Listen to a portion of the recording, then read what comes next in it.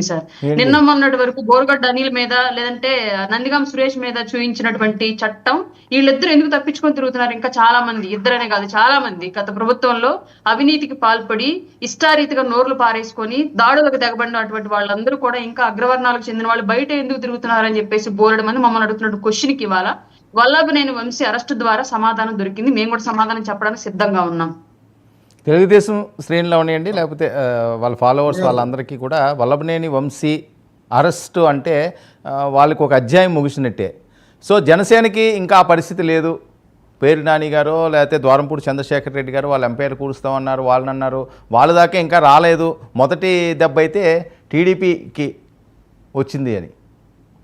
Sir 1/1 గత ప్రభుత్వంలో ఎవరైతే అవినీతికి పాల్పడ్డారో, అక్రమాలకు పాల్పడ్డారో, చట్ట వ్యతిరేక కార్యకలాపాలకు పాల్పడ్డారో, దాడులకు పాల్పడ్డారో వాళ్ళందరినీ కూడా అరెస్ట్ చేసే ప్రక్రియ అయితే డెఫినెట్ గా ఉండేది. మేము ఫస్ట్ నుంచి చెప్తూనే